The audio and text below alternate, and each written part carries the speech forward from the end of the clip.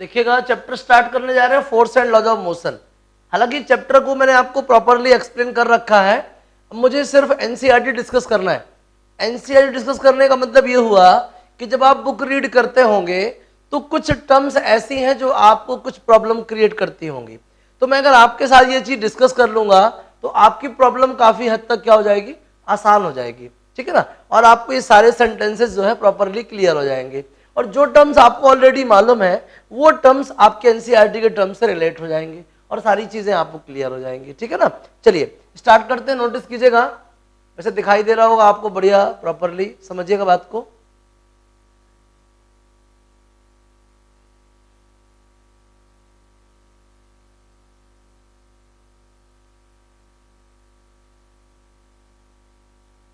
समझिए, in the previous chapter we desired the motion of an object along a straight line in terms of its position, velocity and acceleration, ठीक है ना। हम किसी object की position है ना किसी स्ट्रेट पाथ पे 2 डायमेंशन में 3 डायमेंशन में डिस्कस कर चुके हैं, पोजीशन, वेलोसिटी और एक्सीलरेशन के टर्म्स में। We saw that such a motion can be uniform और नॉन यूनिफॉर्म। क्या आप यूनिफॉर्म और नॉन यूनिफॉर्म मोशन जानते हैं? The motion in which the particle covers equal distance in equal interval of time, then motion is said to be uniform motion. And whenever an object do not cover the equal distance in each interval of time, then motion is said to be non-uniform motion. We have not yet discovered what causes the motion. हमें ये बिल्कुल मालूम नहीं था कि आखिर इस motion की वजह क्या है।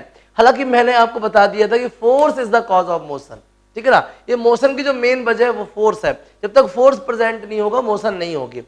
Why does the speed of an object change with time? आखिर क्यों स्पीड में वेरिएशन देखने को मिलता है ड्यू टू द टाइम? ये सब किसकी वजह से? फोर्स की वजह से। Do all the motions require a cause? हर एक मोशन के लिए क्या किसी कॉज की जरूरत पड़ती है? हाँ, बिना फोर्स के कोई मोशन पॉसिबल नहीं है। If so, what is the nature of the cause? उस कॉज का नेचर क्या है? ये जितने भी क्वेश्चन अराइज होके आ रहे हैं इन्हीं का सॉल्यूशन हम इस चैप्टर में डिस्कस करेंगे, force and laws of motion में। समझ रहे हैं बात को? चलिए आगे समझिएगा। In this chapter we shall make an attempt to quench all such curiosities, ठीक है वही चीज है। For many centuries the problems of motion and its causes had puzzled scientist and philosophers. A ball on the ground when given a small hit does not move forever. Such observations suggest that rest is the natural state of an object. This remained the belief until Galileo Galilei and Isaac Newton developed an entirely different approach to understand motion. Finally, पहले number तो ये एक puzzle था कि आखिर motion की वजह क्या है ना, क्यों मोशन होती है, इसका मेन रीजन क्या है। बाद में साइंटिस्ट गैलीलियो गैलीली और सर आइजक न्यूटन ने ये बता दिया कि आखिर मोशन का वजह क्या है, मोशन होती क्यों है। आगे समझिएगा। आप जैसे कि ब्लॉग देख पा रहे होंगे, ये जो ट्रॉली है इस बच्चे के हाथ में, इस ट्रॉली को ये मूव करा रहा है। जब ये मूव करा रहा है तो ये इसको पुश कर रहा है। क्या कर रहा है? पुश कर रहा है। ये आप ये ड्रॉज देख पा रहे होंगे, ये ड्रॉज टेबल से बाहर आ रहा है, इसको लाया गया, पुल करा गया है, इसको पुल करा, इसको पुश करा, तभी मोशन हो पाई। नीचे देखिए आप, ये लड़की है, ये हॉकी स्टिक से और ये 2 बॉल्स को हिट करती है। इनिशियली देखिए ये हिट करने वाली और ये हिट कर रही है, इन दोनों ने ना फोर्स लगाया हुआ है, तब जाके ये बॉल रेस्ट से मोशन में पहुंची है, ठीक है ना। चलिए आगे समझिएगा। मतलब एक थोड़ी देर के लिए कह सकते हैं कि फोर्स इज द पुश और पुल, या पुश और pull is the cause of motion. आखिर इसमें जो मोशन हो रही है उसका रीजन क्या है? पुश। इसमें जो मोशन है उसका रीजन क्या है? पुल। आगे समझिएगा। In our everyday life, we observe that some effort is required to put a stationary object into a motion or stop a moving object. Stationary object को मोशन में लाने के लिए या मूविंग ऑब्जेक्ट को स्टॉप करने के लिए हमको एक एफर्ट की जरूरत होती है। तो what is the force? Force is the effort can change the state of an object from rest to motion और मोशन टू रेस्ट। क्या कहते हैं? We observe that some effort is required to put a stationary object into motion and to stop the moving object. मतलब कोई object अगर rest में है तो उसको मोशन में लाने का काम करेगा, और कोई ऑब्जेक्ट अगर मूविंग है तो उसको रेस्ट में लाएगा। कौन? वो effort, that is known as force. What is force? Force is an effort can change the state of an object from state of rest to state of motion और from motion to rest. आगे समझिएगा, we ordinarily experience this as a muscular effort and say that we must push और hit और a पुल, ठीक है ना, push या फिर हिट और पुल या फिर क्या पुश और या फिर क्या पिल pull. An object to change it state of motion, और किसी ऑब्जेक्ट को अपने मोशन का स्टेट चेंज करने के लिए ये पुश और पुल की रिक्वायरमेंट होती है। The concept of force is based on this push hit और pull. Let us now ponder about a force, what is it? In fact, no one has seen, tested or felt a force. However, we always see or feel the effect of a force. It can only be explained by the describing what happens when a force is applied to an object. Pushing, hitting and pulling of an object are all ways of bringing object in motion. They move because we make a force act on them. From your studies in earlier classes, you are also familiar with the fact that a force can be used to change the magnitude of the velocity of an object, that is to make the object move faster or slower, मतलब कि acceleration. हम ये भी महसूस कर चुके हैं कि जो फोर्स है, ये फोर्स किसी भी बॉडी की वेलोसिटी को चेंज कर सकता है, वेलोसिटी ऑफ एन ऑब्जेक्ट, ठीक है ना, it can change the magnitude of velocity of an object. और चेंज इन वेलोसिटी को हम क्या बोलते हैं? एक्सेलरेशन बोलते हैं। आखिर हमारी मोशन जो है अगर फास्टर और स्लोअर होती है तो उसको भी हम क्या बोलते हैं? एक्सेलरेशन बोलते हैं। और to change its direction of motion we also know that a force can change the shape and size of object. जबकि हम पहले से जानते हैं कि जो फोर्स था वो किसी ऑब्जेक्ट की साइज और शेप चेंज कर सकता था, और इधर पे हमने क्या जान लिया कि वही फोर्स किसी ऑब्जेक्ट की मोशन की मैग्नीट्यूड और डायरेक्शन को भी चेंज कर सकता है। इस देख रहे हैं आप, ये डिफॉर्मेशन, ये देखिए कॉन्ट्रैक्ट है, ये एक्सपेंडेड है, ये एक्सपेंडेड है, ये कॉन्ट्रैक्टेड है, ठीक है ना, समझिएगा। इसके बाद आता है फोर्सेस में दो टाइप के forces, balanced and unbalanced forces. बात को समझिएगा, बैलेंस्ड एंड क्या? Unbalanced forces. आपको क्वेश्चन में कहता है, ऊपर जो स्टेटमेंट है कि figure 9.3 shows a wooden block, ये आप देख पा रहे होंगे इधर पे, ये 9.3 है, इस पे आप एक वुडन ब्लॉक देख रहे होंगे, ये वुडन ब्लॉक है और ये एक टेबल है। ये जो ब्लॉक है इस टेबल पर रखा हुआ है। मैं ऐसा सोचता हूं कि ब्लॉक को नीचे गिर जाना चाहिए, लेकिन ब्लॉक नीचे नहीं गिर रहा। क्यों? टेबल ने उसको बैलेंस करके रखा है। मतलब ब्लॉक डाउनवर्ड जाना चाहता है, टेबल उसको डाउनवर्ड नहीं आने देती, मतलब टेबल उस पर अपवर्ड फोर्स अप्लाई करती होगी। मतलब टेबल और ब्लॉक एक दूसरे को बैलेंस करके रखते हैं। इस टाइप के फोर्स को क्या बोलते हैं? बैलेंस्ड फोर्सेस बोलते हैं। देखिएगा, पढ़ते हैं अपन। So the wooden block on a horizontal table, two strings X and Y are tied to the two opposite faces of the block as shown in the figure. If we apply a force by pulling the string X, the block begins to move to the right. Similarly, if we pull the string Y, the block moves to the left. But if the block is pulled from both the sides with equal forces, the block will not move. Such forces are called balanced forces and do not change the state of rest or motion of an object. Now let us consider a situation in which two opposite forces of different magnitudes pull the block. In this case, the block would begin to move in the direction of the greater force. Thus, the two forces are not balanced, and the unbalanced forces acts in the direction of the block moves. This suggests that an unbalanced force acting on an object bring it in motion. कहने का मतलब ये हुआ कि जो forces, इसमें एक और बात थी, मैंने जो आपको बात बताई वो अधूरी हुई। एक और बात इसमें डिस्कस की गई है कि जो ब्लॉक है ना, ब्लॉक को दो स्ट्रिंग से अटैच किया है एक्स और वाई से। जब एक्स और वाई को एक साथ मूव करते हैं, मतलब इस पे दोनों डायरेक्शन में इक्वल फोर्स अप्लाई करते हैं, तब ये ब्लॉक कहीं पे भी मूव नहीं करता। क्यों? इस तरफ वाला फोर्स इस तरफ वाले फोर्स को कैंसिल कर देगा। इस टाइप के फोर्सेस क्या कहलाते हैं? बैलेंस्ड फोर्सेस कहलाते हैं। और बैलेंस्ड फोर्स की वजह से कोई रिजल्टिंग मोशन नहीं होती है। मतलब मोशन के लिए क्या एसेंशियल है? अनबैलेंस्ड फोर्स एसेंशियल है। This suggest that an unbalanced force acting on an object to bring it in motion. मतलब कि किसी भी ऑब्जेक्ट का अगर स्टेट ऑफ रेस्ट से स्टेट ऑफ मोशन में लाना है या स्टेट ऑफ मोशन से स्टेट ऑफ रेस्ट में लेके जाना है, तो डेफिनेटली आपको कैसा फोर्स लगाना पड़ेगा? Unbalanced force. तो बैलेंस्ड और अनबैलेंस्ड में क्या डिफरेंस है? बैलेंस्ड फोर्स वो है जिसकी वजह से नेट इफेक्ट किसी भी ब्लॉक, किसी भी ऑब्जेक्ट पे जो नेट इफेक्ट होता है वो जीरो होता है, उसकी वजह से कोई मोशन नहीं हो सकती। लेकिन जो अनबैलेंस्ड फोर्स है वो किसी पर्टिकुलर डायरेक्शन में ऑब्जेक्ट को मूव करा सकता है। मतलब अगर मोशन कराना चाहते हैं, किसी मूविंग ऑब्जेक्ट को रेस्ट में लाना चाहते हैं, या रेस्ट में पड़े हुए ऑब्जेक्ट को, स्टेशनरी ऑब्जेक्ट को मूविंग बनाना चाहते हैं, तो आपको क्या करना पड़ेगा बताइए, अनबैलेंस्ड फोर्स अप्लाई करना पड़ेगा। समझ में आ गई ये चीज? चलिए आगे ध्यान देते हैं। What happens when some children try to push a box on a rough floor? If they push, कहते क्या होगा भाई अगर ये रफ फ्लोर है, यहाँ रफ वर्ड आ गया तो ये थोड़ी देर के लिए आपको फ्रिक्शन की तरफ इशारा कर रहा है। भले ही इस टॉपिक में आपको फ्रिक्शन ना पढ़ने को मिले, लेकिन ये एक फ्रिक्शन की कहानी कह रहा है। ये कहता है अगर किसी रफ सरफेस पे कोई बच्चे हैं, वो जो है किसी ब्लॉक को पुश करना चाहते हैं तो क्या होगा, अगर वो पुश करते हैं तो उन्हें बहुत मुश्किल जाएगी, हो सकता है वो पुश ना भी कर पाए, हो सकता है वो ब्लॉक जहां था वहीं का वहीं रहे। रीजन क्या है कि रफ सरफेस में फोर्स ऑफ फ्रिक्शन ज्यादा है। अगर ये ऑब्जेक्ट को पुश करना चाहते हैं तो फोर्स ऑफ फ्रिक्शन इनके पुश के अगेंस्ट में काम करेगा और फाइनली ब्लॉक मूव नहीं हो पाएगा। मतलब इनका जो एफर्ट है वो एक्शन हो गई और फ्रिक्शन क्या हो गई, रिएक्शन। फाइनली फोर्स बैलेंस हो गया और इसमें मूवमेंट नहीं हुआ। लेकिन अगर ज्यादा एफर्ट, जैसे ज्यादा एफर्ट लगाएंगे तो थोड़ा बहुत मोशन हो भी सकता है, उसको बोलते हैं अनबैलेंस्ड फोर्स। क्या बोलते हैं? Unbalanced force. ये एक एग्जांपल था इसका, आगे समझिएगा। Box with A small force, देखिए मैंने बोला ना अगर सामान्य सा फोर्स लगाएंगे तो कुछ नहीं होगा, ज्यादा एफर्ट लगाएंगे तो हो जाएगा। Box with small force, the box does not move because of the friction. मैंने बोला friction acting in a direction opposite to the push, यही मैंने बोला था आपके सामने, opposite to the push.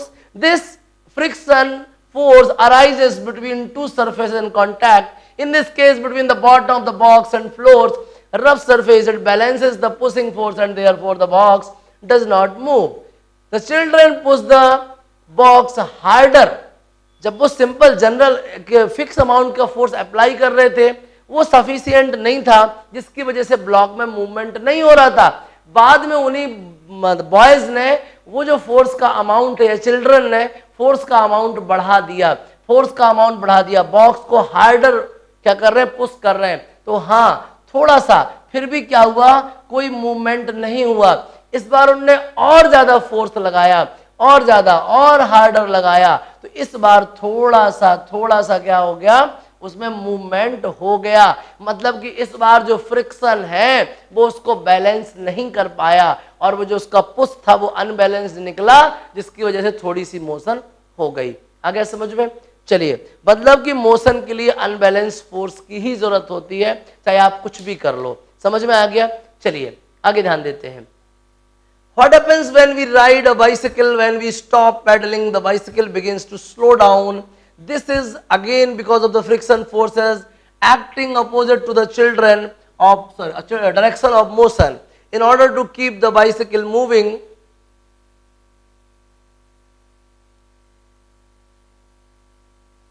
we have to start the pedaling again. ठीक है ना? It thus appears that an object maintain its motion under the continuous application of an unbalanced force. However, it is quite indirect. An object moves with a uniform velocity when the forces, pushing force and friction force acting on the object are balanced and there is no external force on it. If an unbalanced force is applied on the object, there will be a change either in its speed or in the direction of its motion. Thus, to accelerate the motion of an object, an unbalanced force is required. बात आ गई वहीं पे, unbalance force की requirement होगी object की motion को accelerate करने के लिए। एक्सेलरेशन क्या है? इट इज द क्वांटिटी या it is the rate of change in the velocity with respect to the time. मतलब वेलोसिटी को चेंज करने के लिए, मतलब रेस्ट से मोशन में लाने के लिए या मोशन से रेस्ट में लाने के लिए किसकी जरूरत पड़ेगी? अनबैलेंस फोर्स की जरूरत पड़ेगी। तो फोर्स क्या है? Force is an action can change the state of an object. ठीक है ना? और क्या एसेंशियल है? अनबैलेंस फोर्स एसेंशियल है। And the change in its speed or in the direction of motion would continue as long as this unbalanced force is applied. However, if this force is, कहने का मतलब है कि जब तक आप ये अनबैलेंस फोर्स अप्लाई करते रहेंगे तब तक ऑब्जेक्ट की जो मोशन है उसका डायरेक्शन चेंज होता रहेगा या उसका मैग्नीट्यूड चेंज होता रहेगा। ठीक है ना? कब तक? जब तक आप पुल को या फोर्स को कंप्लीटली रिमूव नहीं कर देंगे तब तक। The object would continue to move with the velocity it has acquired till then, ठीक है ना। और ये जो वो गाड़ी है ना, जो जो व्हीकल है या जो भी ब्लॉक है, जो बॉक्स है, वो एक एक्वायर्ड वेलोसिटी से मूव करता रहेगा। चलिए, इसके बाद आता है फोर्स की कहानी। आपको समझ में आ गई। Force is an effort can change the state of an object, ठीक है ना। और फोर्स में कौन से वाले फोर्स, दो टाइप के फोर्स, बैलेंस और क्या, अनबैलेंस्ड। तो रेस्ट से मोशन और मोशन से रेस्ट में लाने के लिए किस टाइप का फोर्स चाहिए आपको, अनबैलेंस फोर्स चाहिए। कैसा फोर्स चाहिए बोलिए, अनबैलेंस फोर्स चाहिए। बात को आगे बढ़ाते हैं। फर्स्ट लॉ ऑफ मोशन, ठीक है ना। न्यूटन भाई साहब ने फोर्स के साथ साथ अपने कुछ लॉज दिए मोशन के लिए, वो 3 लॉ है, उनमें से ये फर्स्ट लॉ है। बात समझिएगा। By observing the motion of an object inclined plane, Galileo deduced that object move with a constant speed when no force acts on them। बड़ी अच्छी बात है यार ये।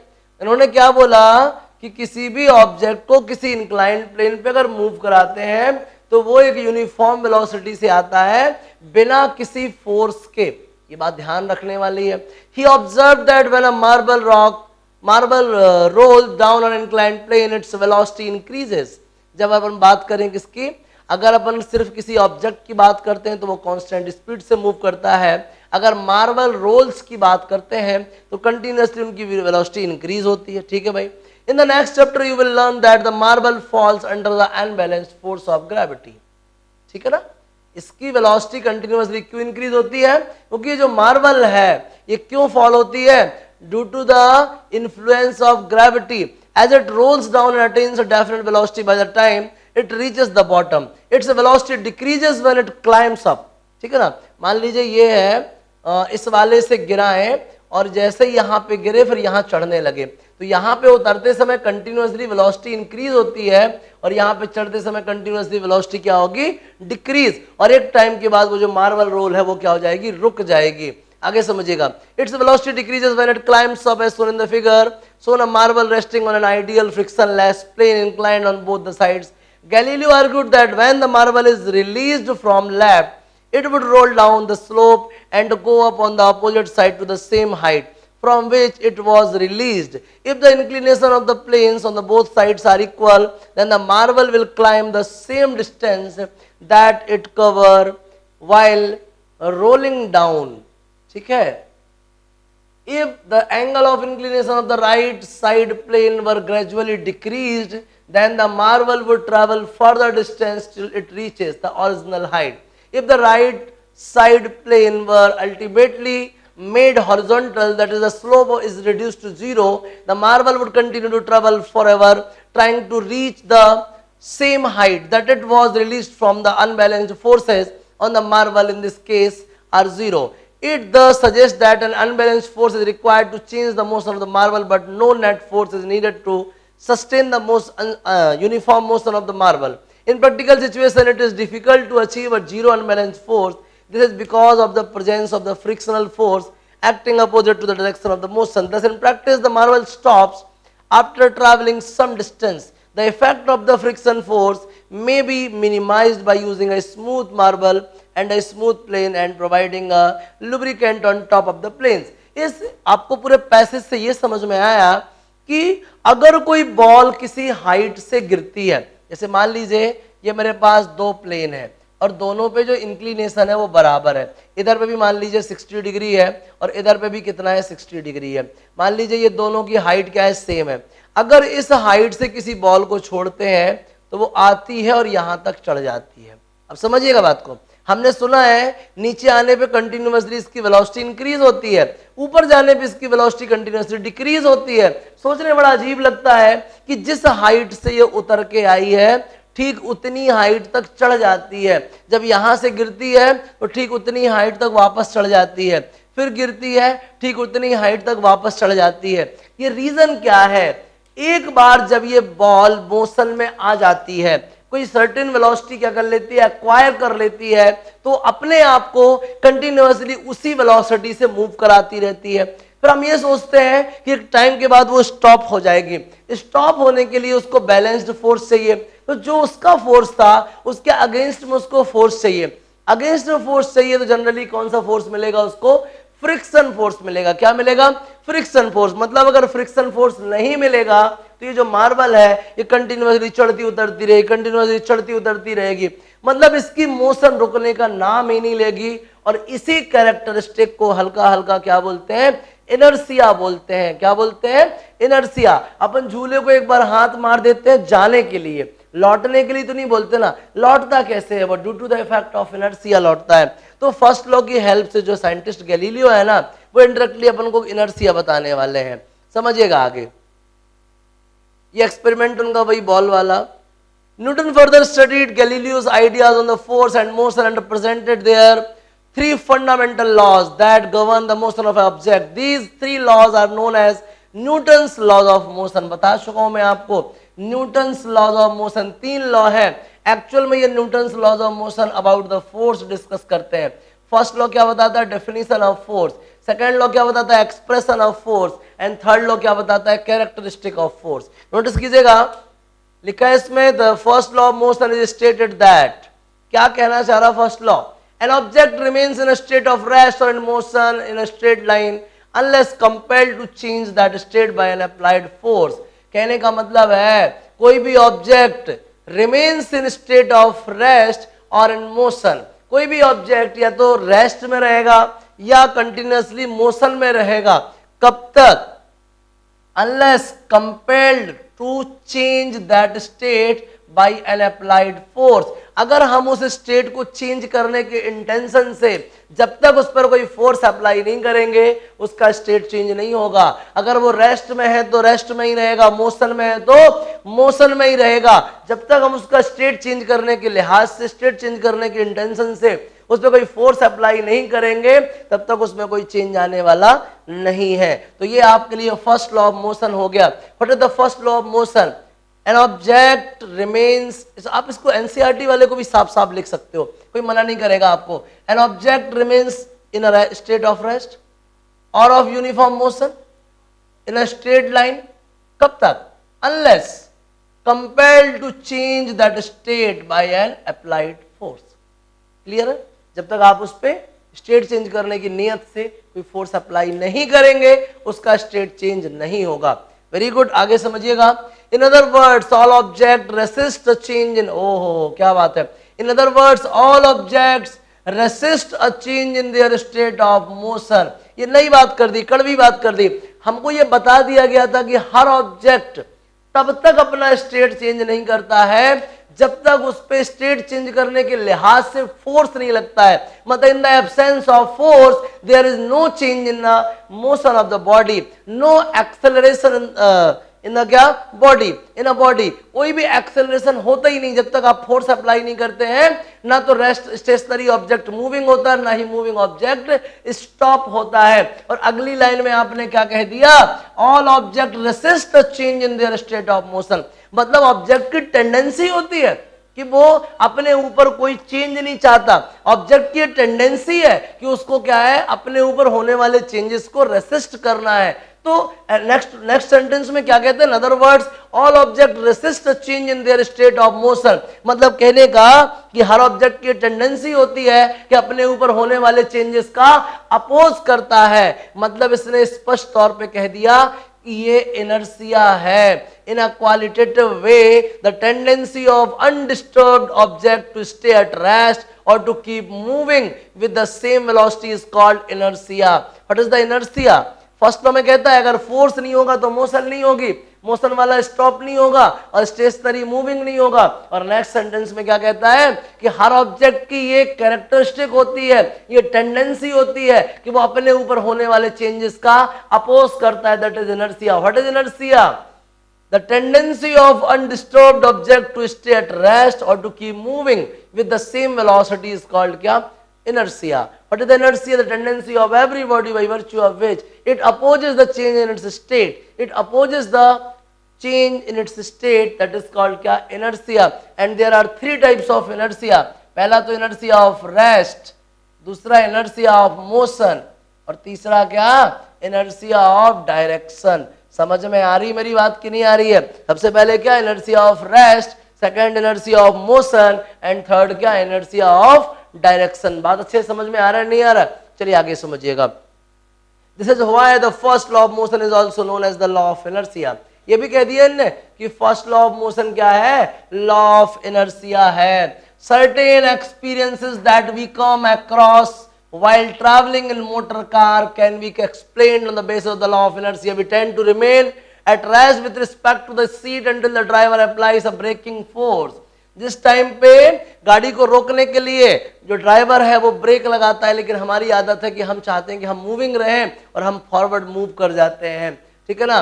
With the application of the brakes the car slows down but our body tends to continue in the same state of motion because of its inertia, ठीक है ना। A sudden application of brakes may thus cause injury to us. हमको जो ये sudden break से accident होने के risk रहते हैं ना, वो इसीलिए रहते हैं कि हमारी टेंडेंसी, अगर हम एक बार मोशन में आ गए, हमने कोई वेलोसिटी एक्वायर कर ली, तो हम चाहते हैं कि हम उसी वेलोसिटी से मूव करते रहें, लेकिन जब ड्राइवर सडन ब्रेक अप्लाई करता है, बॉडी को रुकाता है, तो हमारी जो गाड़ी है वो तो गाड़ी स्लो हो जाती है, लेकिन हमारी बॉडी अभी भी मूव करना चाहती है। इस चक्कर में हम आगे जाके भिड़ जाते हैं और इंजर्ड होने के चांसेस हैं।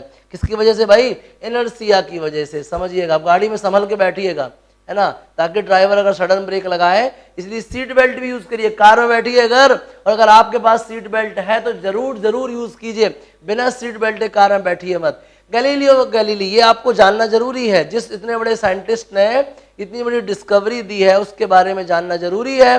तो मैं चाहता हूं आप इसको पूरा, ये जो येलो कलर का ये पैसेज है ना, येलो बोले ग्रीन बोले, ये पूरा पैसेज आपको रीड करना है। आपको मालूम होना चाहिए गैलीलियो गैलीली कहाँ पैदा हुए, इनने क्या क्या खोज करी, क्या क्या इनके लिए इंपॉर्टेंट था, क्या इनकी हॉबीज थी, क्या इनका गुड कैरेक्टर, गुड थिंग है ना, या गुड नेचर था, वो सारी चीजें आपको जानना है। इनने कौन सी बुक ली या कौन सी बुक से इंस्पायर हुए, कब पैदा हुए, कब देवलोक गमन हुआ, ये सारी चीजें आपको रीड करना है और आपको पता होनी चाहिए। मैं आपको कॉल करके पूछ लूंगा, अब सोच लीजिए मैं आपसे गैलीलियो गैलीली के बारे में कुछ भी पूछ लूंगा, याद रखना, आपको पढ़ना जरूरी है इसको। चलिए आगे बात करते हैं। तो आपको इनर्शिया मालूम चल गया। What is inertia? The tendency of every body virtue of which it opposes the change in its state. Her body की टेंडेंसी होती है कि वो अपने ऊपर होने वाले चेंजेस का अपोज करता है, उसको हम इनर्शिया बोलते हैं। हमारे पास 3 टाइप की इनर्शिया है, inertia of rest, inertia of motion, inertia of direction. तब तक कितना नोट कर लीजिए, इसमें से और वर्ड्स ढूंढ लीजिए, कोई ऐसा शब्द जो छूट गया हो, मैं बता ना पाया हूं, और उस शब्द से रिलेटेड आपको प्रॉब्लम है, मेरे से बात करिए, बाकी फिर नेक्स्ट डिस्कस करते हैं। नोट कर लीजिएगा और बुक रीड करिए जल्दी से।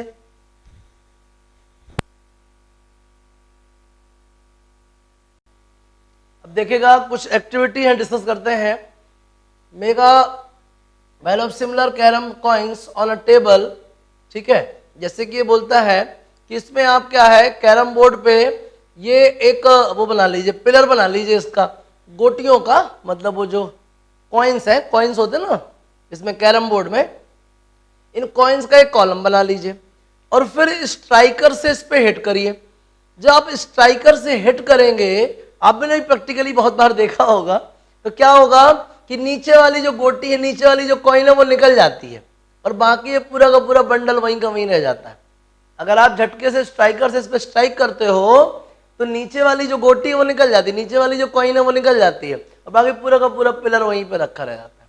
ये क्या है? फर्स्ट लॉ, इनर्शिया है। क्या है ये? इनर्शिया, इनर्शिया है। समझ रहे हैं बात को? क्या बोलता है? Attempt a sharp horizontal hit the bottom of the pile using another carrom coin और the striker if the hit is strong enough. देखिए ध्यान रखिएगा, अगर अच्छा खींच के लग जाए, the bottom coin moves out quickly. Once the lowest coin is removed, the inertia of the other coins makes them fall vertically on the table.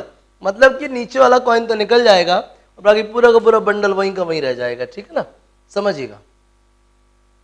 इसके बाद नेक्स्ट एक्टिविटी देखिए। Set a 5 rupee coin on a stiff card covering an empty glass tumbler standing on a table as shown in the figure. ठीक है, इसकी भी कहानी देख लीजिए। मेरे पास तो कॉइन लगता है नहीं है, फिर भी देख लेते हैं। एक बढ़िया शानदार कॉइन की बात करता है, 5 रुपी कॉइन कह रहा है, लेकिन है ना, देखते हैं 5 रुपी है कि नहीं है। गिलास नहीं दिख रहा, लेकिन यार देख लेते हैं। टम्बलर तो है मेरे पास, टम्बलर ढूंढ लेता हूँ। काफी अच्छा है ये, इंटरेस्टिंग है। देखिएगा, टम्बलर दिखाई नहीं दे रहा यार। देखते हैं, ये कॉइन तो है मेरे पास, है ना, और टम्बलर कैसे मैनेज किया जाए।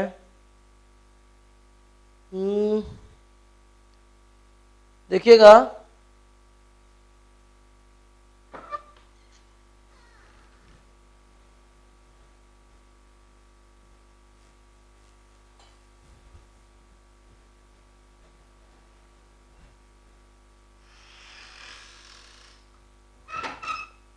ये लीजिए सब कुछ आ गया, टम्बलर भी आ गया, ये टम्बलर है, ये कार्ड है, और ये 5 रुपी कॉइन है, ठीक है, समझिएगा।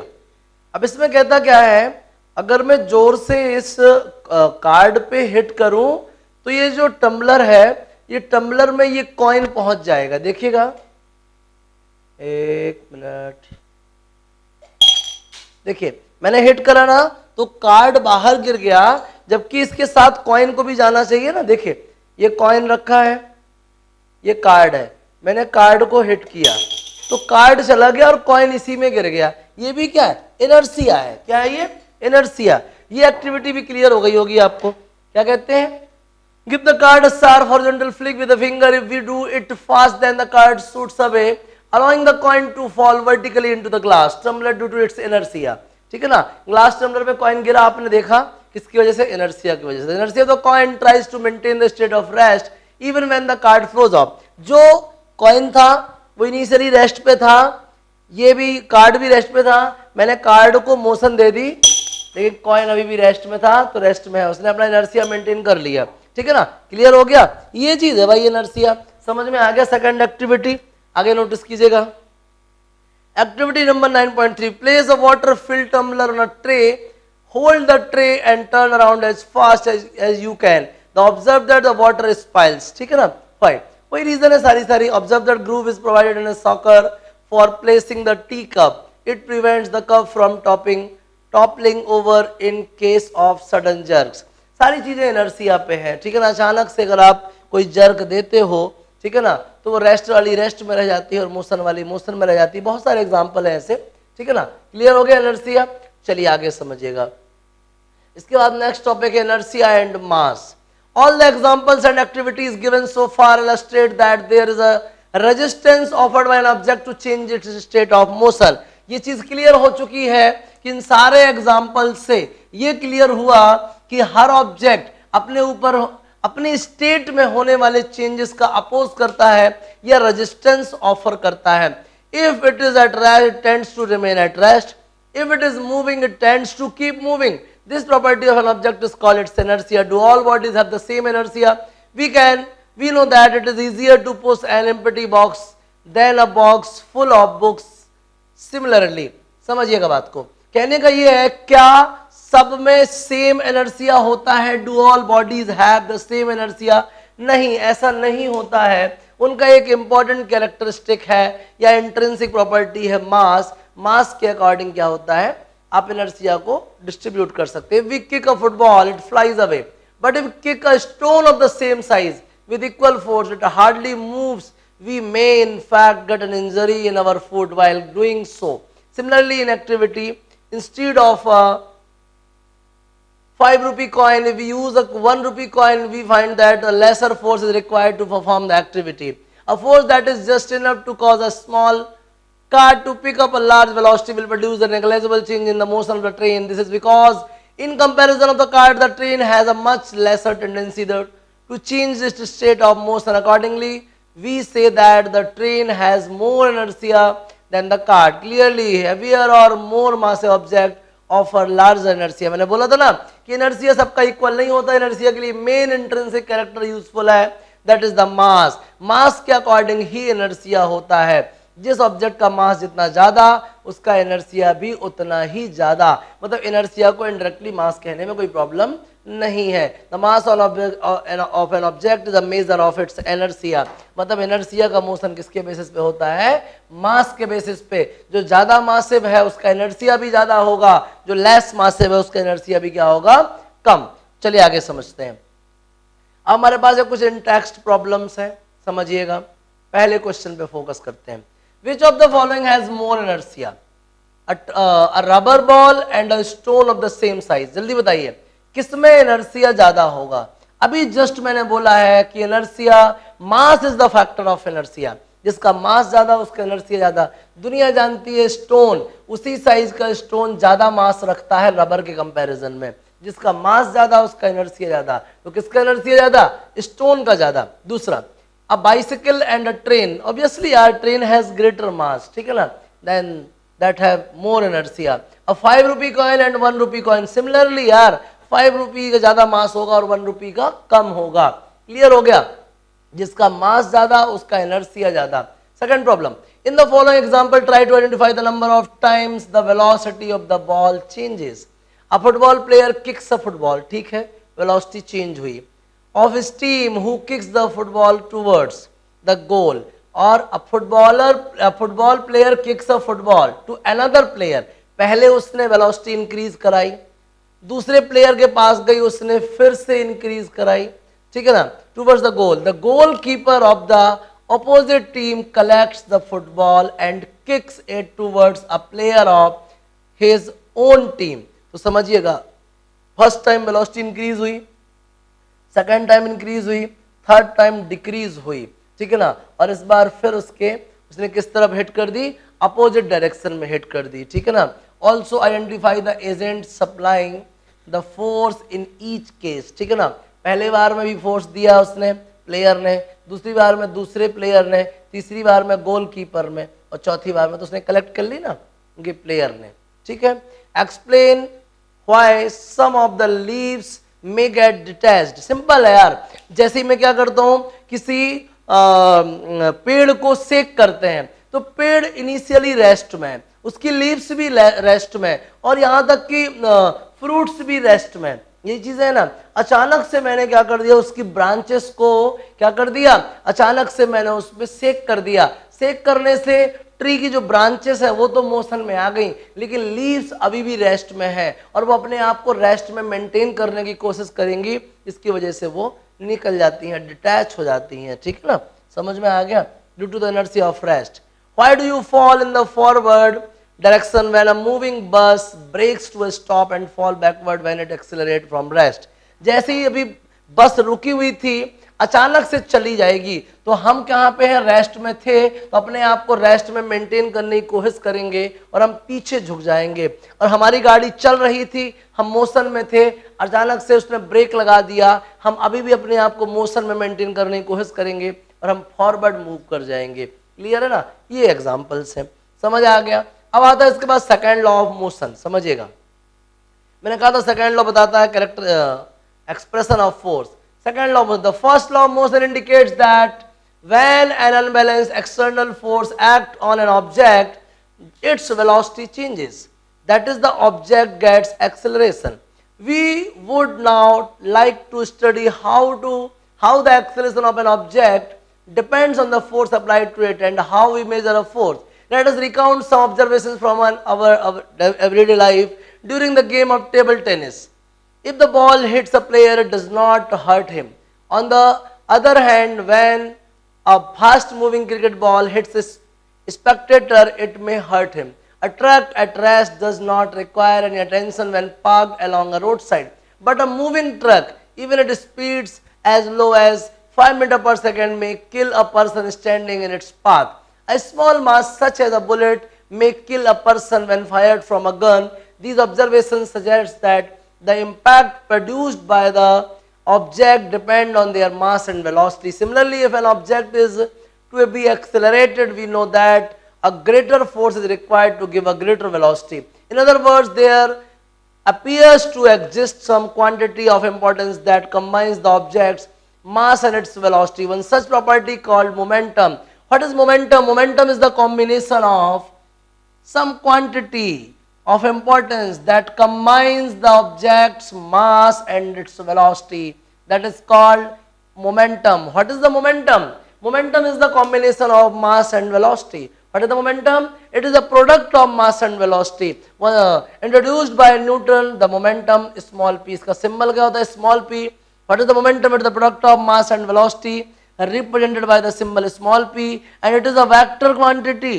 It is a vector quantity. और अगर वेक्टर है तो इसकी डायरेक्शन कहाँ होगी? Along the direction of velocity. Velocity की डायरेक्शन में ही इसका क्या होगा? मोमेंटम का भी डायरेक्शन होगा। इसकी ऐसा यूनिट क्या होती है? Kilogram metre per second. क्या होती है बोलिए? Kilogram metre per second. Momentum has both direction and magnitude. Its direction is the same as that of the velocity. The SI unit of the momentum is kilogram meter per second. Since the application of an unbalanced force brings a change in its velocity of the object, it is therefore clear that a force also produces a change in momentum. अभी तक हम चिल्लाते आ रहे हैं कि जो force है वो वेलोसिटी में चेंज करता है, फोर्स जो है वो वेलोसिटी में चेंज करता है, और मास और वेलोसिटी के कॉम्बिनेशन को हम क्या बोलते हैं, मोमेंटम बोलते हैं। फोर्स वेलोसिटी को चेंज करता है, तो यार जब वेलोसिटी चेंज होगी तो मोमेंटम भी तो चेंज होगा। इसका मतलब है कि force can change the momentum, force can change the momentum, मतलब वो फोर्स जो वेलोसिटी चेंज करता है, मतलब वो क्या चेंज करता है, मोमेंटम चेंज करता है। Let us consider a situation which a car with a dead battery is to be pushed along a straight road to give it a speed of 1 meter per second, which is sufficient to start its engine. If one or two person give a sudden force, unbalanced force to it, it hardly starts. But a continuous force over some time result in a gradual acceleration of the car to this speed. It means that the change of momentum of the car is not only determined by the time during which the force is exerted. It may then also be concluded that the force necessary to change the momentum of an object depend on the time rate at which the momentum is changed. The second law of motion states that the rate of change of momentum of an object is proportional to the applied unbalanced force in the direction of force. कहने का मतलब ये है कि अगर आप किसी object में अगर आप फोर्स अप्लाई करते हैं, ठीक है ना, तो वो फोर्स जो है किसके प्रोपोर्शनल होगा, उस ऑब्जेक्ट के मोमेंटम के में होने वाले चेंज के रेट पे। मतलब सेकेंड लॉ क्या कहता है, the rate of change of momentum.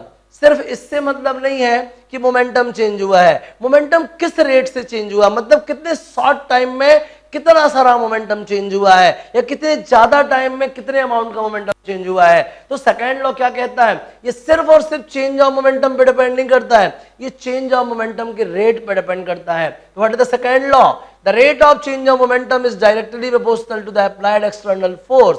किसी भी ऑब्जेक्ट पे अगर आप एक्सटर्नल फोर्स अप्लाइड करते हैं, अनबैलेंस फोर्स अप्लाई करते हैं, तो उस ऑब्जेक्ट के मोमेंटम में चेंज होगा। उस ऑब्जेक्ट के मोमेंटम में चेंज कितने शॉर्ट टाइम में कितना चेंज हुआ है, दैट इज द फोर्स। तो what is the second law, according to the second law the rate of change in momentum is directly proportional to applied external force. The rate of change in momentum is directly proportional to applied external force. और momentum में change भी कहां होगा, along the direction of force. Momentum में change भी कहां होगा, along the direction of force. मतलब अगर ऑब्जेक्ट पे फोर्स लगे किस तरफ, ईस्ट टू वेस्ट लगे, तो मोमेंटम में चेंज भी कहां होना चाहिए, ईस्ट टू वेस्ट ही चेंज होना चाहिए, याद रखिएगा, ठीक है ना, क्लियर है। चलिए आगे नोटिस कीजिएगा। तो सेकंड लॉ क्लियर हो गया आपको, क्या कहता है second law, according to the second law the rate of change in momentum is directly proportional to the applied external force. समझ आ गया, चलिए आगे समझिएगा। इसके बाद हम mathematical formulation of second law बता चुके हैं बहुत पहले भी, वही चीजें हैं, F is equals to M A, ठीक है ना, आगे समझिएगा। इसके बाद आता है the second law of motion is often seen in action in our daily everyday life. How you have you notice that while catching a fast moving cricket ball a fielder in the ground gradually pulls his hands backward with the moving ball. In doing so, the fielder increases the time during which the high velocity of the moving ball decreases to zero. Thus, the acceleration of this ball is decreased, and therefore the impact of catching the fast bowling is also reduced. If the ball is stopped suddenly, then its high velocity decreases to zero in a very short time interval. Thus, the rate of change of momentum of the ball will be large. Therefore, a large force would have to be applied for holding the catch that may hurt the palm of the fielder. In a high jump athlete event, the athletes are made to fall either on the cushioned bed or on a sand bed. This is to increase the time for the athletes to fall to stop after making the jump. This decreases the rate of change of momentum, and hence the force try to ponder how a karate player breaks a slab of ice with a single blow. समझिएगा, ये बार बार किसकी बात कर रहे हैं, ये पूरे passage से आप समझ गए होंगे कि हमको बता दिया गया है कि force is dp by dt, मतलब कि मोमेंटम में जितना ज्यादा चेंज होगा उतना ज्यादा फोर्स आपको एक्सपीरियंस होगा। अगर आप किसी पे फोर्स अप्लाई करते हैं तो उसके मोमेंटम में चेंज होगा, अगर आप मोमेंटम में चेंज करते हैं तो आपको इंपैक्ट ऑफ फोर्स एक्सपीरियंस होगा। इसके बहुत सारे एग्जाम्पल।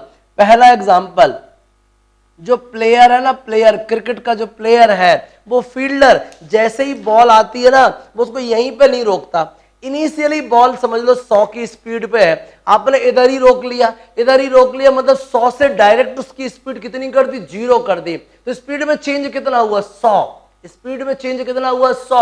जितना ज्यादा मोमेंटम में चेंज, स्पीड मतलब मोमेंटम, क्योंकि मोमेंटम का फॉर्मूला होता है मास इनटू वेलोसिटी। अब मास तो जल्दी चेंज होता नहीं है, ठीक है ना, तो वेलोसिटी चेंज हुई और वेलोसिटी के चेंज को ही हम मोमेंटम का चेंज बोल सकते हैं। तो मोमेंटम में चेंज ज्यादा हो गया ना, अगर आपने बॉल को सडन 100 से सीधे 0 में ला दिया तो वेलोसिटी में चेंज कितना 100, मोमेंटम में चेंज कितना 100। ज्यादा चेंज मतलब ज्यादा फोर्स ऑफ इंपैक्ट, तो आपको ज्यादा इंपैक्ट मिलेगा और आपके हाथ में क्या है, चोट लग जाएगी, इंजरी हो जाएगी। वहीं कहीं मैं बॉल को उधर से लेके आराम आराम से इधर तक लाऊं, समझ लो, इधर पहले 100 था, 100 से मैंने पहले 90 करा, 80 करा, 70 करा, 60 करा, 50 करा, 40 करा, 30 करा, 0 कर दिया लाके। तो मैंने 10 से 0 किया, 100 से 0 नहीं किया, 10 से 0 किया। थोड़ा सा चेंज मतलब थोड़ा सा इंपैक्ट ऑफ फोर्स। तो जो फील्डर है वो हाथ को पीछे लाके टाइम को रिलीज कर देता है। टाइम को रिलीज कर देगा, ऑब्वियसली फोर्स ऑफ इंपैक्ट क्या हो जाएगा, कम हो जाएगा। दूसरा केस क्या आपने देखे होंगे, चाइना वेयर्स। चाइना वेयर्स मतलब क्या, चाइना वेयर्स मतलब थर्माकोल में वो कप वगैरह आते हैं ना, जो चाइना बोन चाइना कप वगैरह आते हैं, जो चीनी मिट्टी के बर्तन आते हैं, वो थर्माकोल में रख के आते हैं। तो जैसे अपन कोई चीज मतलब अटैक करते हैं उस बॉक्स पे, तो पहले अटैक थर्माकोल के पास जाता है और थर्माकोल से उस बर्तन तक जाने में थोड़ा टाइम लग जाता है। टाइम लगता है तो जो rate of change in momentum उसका अमाउंट कम हो जाता है, जिससे वो जो बर्तन है वो टूटते नहीं है। तो पहला केस क्या हो गया आपका, प्लेयर वाला। दूसरा किसका हो गया, चाइना वेयर्स का हो गया, ठीक है ना। और एक तीसरी चीज क्या, जब हमें कहीं छलांग लगानी होती है ना, या बॉलर को बॉल हिट करनी है ना, तो वो कुछ दूर तक चल के आता है। क्या होता है, कुछ दूर तक चल के। जो कुश्ती कराटे वाले होते हैं वो क्या करते हैं, सैंड पे लड़ते हैं या फिर किस पे लड़ते हैं, किसी कुसंड पे मटेरियल पे लड़ते हैं या गद्दों पे लड़ते हैं, ठीक। इससे क्या होता है, उनको चोट नहीं आती है। ये सारे रीजन किस बात के हैं, क्योंकि वो मोमेंटम में होने वाले चेंजेस को रिड्यूस कर देते हैं। मोमेंटम में होने वाले चेंजेस को रिड्यूस कर देते हैं, जिससे इंपैक्ट ऑफ फोर्स भी क्या होता है, रिड्यूस हो जाता है और वो इंजर्ड होने से बच जाते हैं। आ गया समझ में। चलिए आगे बात करते हैं। ये कुछ लगता है एग्जांपल्स दिए हुए हैं, इस पे समझिएगा बात को, एग्जांपल ही है। देखिएगा first example, a constant force act on an object of mass 5 kg। मास कितना है भाई, 5 kg है। For duration of 2 second, time कितना दिया आपको, 2 सेकेंड दिया है। It increases the objects velocity, velocity increase हुई है फ्रॉम 3 to 7, मतलब इनिशियल 3 थी और फाइनली कितनी हो गई, 7 हो गई, ठीक है। हमसे क्या पूछता है भाई, find the magnitude of applied force, ठीक है। Now if the force was applied for a duration of 5 second, what will be the final velocity of the object, ठीक है। सबसे पहले अपन फोर्स की बात करते हैं, ठीक है ना। 2 सेकेंड तक अप्लाई किया तो कितना फोर्स लगाया होगा। फोर्स का फॉर्मूला क्या, मास इनटू एक्सेलरेशन, और एक्सेलरेशन का फॉर्मूला क्या, change in velocity upon time. जल्दी से वैल्यू पुट कर दीजिए। मास कितना 5 kg, वेलोसिटी में चेंज 7 से 3, टाइम कितना 2 सेकेंड, एफ इक्वल कितना आ गया 5 × 4/2 न्यूटन, कैंसिल हो जाएगा। एफ कितना आ गया 10 न्यूटन आ गया। अब कहते हैं कि 10 न्यूटन का फोर्स लगाया 5 सेकेंड तक, ठीक है। पहले वेलोसिटी कितनी थी, 3 थी, तो अब कितनी हो जाएगी। बोलते हैं ना, अगर 5 सेकेंड तक उस फोर्स को लगाते हैं अपन, तो बताइए कितना फाइनल वेलोसिटी हो जाएगी, ठीक है भाई। एफ इक्वल क्या, एम ए मतलब final velocity minus initial velocity upon time. Force कितना 10 न्यूटन, बॉडी कितने की 5 किलो की, टाइम कितना 5 second, change in velocity final minus 3, 5 से 5 कट जाएगा, v equal 13 metre per second. कितना हो जाएगी फाइनल वेलोसिटी बताइए, 13 मीटर पर सेकेंड हो जाएगी फाइनल वेलोसिटी। क्लियर हो गया कि नहीं हो गया, बताइए जल्दी से, कितनी वेलोसिटी जाएगी 13 मीटर पर सेकेंड। कुछ मुश्किल लग रही क्या, बता लो जल्दी से, नहीं लग रही ना। चलो नेक्स्ट एग्जांपल देखो, काफी सरल है, घबराने की जरूरत नहीं है। एग्जांपल नंबर 2 देख लीजिए।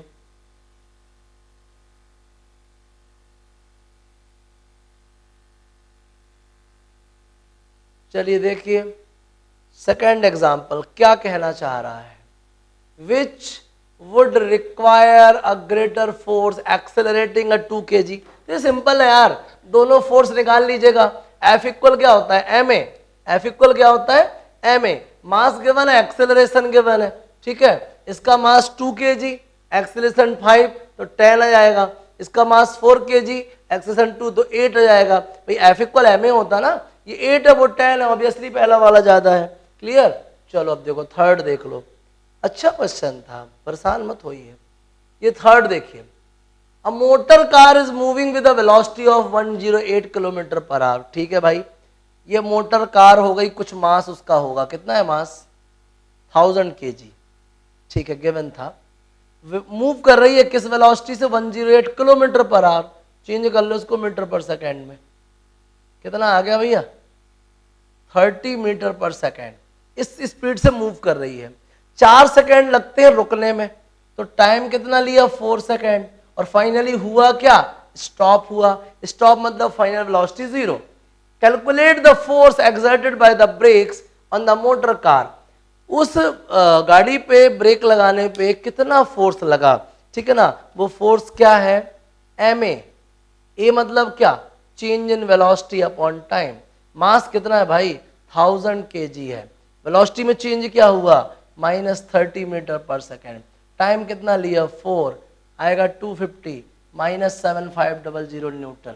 अगर मोशन के अगेंस्ट 7500 न्यूटन का फोर्स अप्लाई कर दोगे तो गाड़ी क्या हो जाएगी? रुक जाएगी। आ गया समझ में? चलिए ठीक है, नेक्स्ट क्वेश्चन पे फोकस कीजिए। थर्ड हो गया, इनको बहुत ध्यान रखना है। ये fourth example, a force of 5 newton gives a mass m1 an acceleration of 10 metre per second square and mass m2 an acceleration 20 metre per second square. What acceleration would we give with both the masses were tied together? ठीक है ना, समझ लेते हैं यार। अगर दोनों को एक साथ टाइट कर दें तो बताइए कि फाइनली एक्सेलरेशन क्या होगा।